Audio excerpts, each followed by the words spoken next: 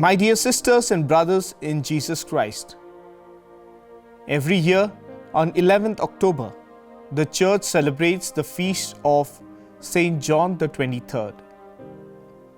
Born in a peasant family in Italy on 25th November 1881, he was ordained as a priest in the year 1904. It was during the World War I he served as a stretcher boy. In the year 1921, St. John was elected as the director of the Society of the Propagation of Faith. And in the year 1925, he was made the bishop.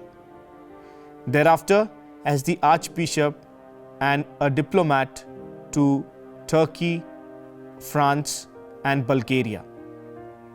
During his time as a papal diplomat, he established relationship with the Orthodox Christians around the world. Later on, he was made the cardinal. And in the year 1958, upon the death of Pope Pius XII, he was made the Pope. He was elected as the Pope after 11 ballots. He was a man of obedience and he always did the will of God. His episcopal motto was obedience and peace. St. John the 23rd wanted to make reform in the universal church, and therefore it was his dream that there be a renewal and fresh wind come in the church. St. John the 23rd made his famous statement when he said, "Let the winds of change blow in the church." It was in the year 1962. With this statement, he began the Second Vatican Council.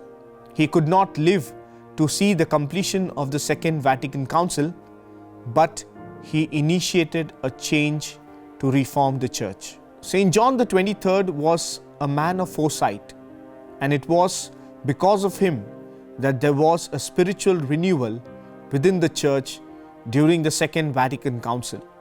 During his papacy, he made a famous speech at St. Peter's Square. He said to the people gathered at St. Peter's Square, "Dear friends, when you go home, you have children. Please hug them and say to them that this is the hug from the Pope." He was a simple and humble man who lived in obedience, doing the will of God always in his life. St. John the 23rd lived a life of simplicity, humbleness, and profound goodness. And it was due to this that the people around the world call him Good Pope John. He was an example of a pastoral pope who cared for his sheep. He did not live long to see the completion of the Second Vatican Council. His encyclical Pacem in Terris on peace in the world is very much appreciated. He died on June 3rd, 1963 and was beatified on September 3rd, 2000 by St. John Paul II. He was canonized on April 27th, 2014 at St. Peter's Square by Pope Francis. St. John the 23rd is deeply remembered for the renewal that he brought in the church, that is the Second Vatican Council. And therefore, the feast day of St. John the 23rd is celebrated on October 11th.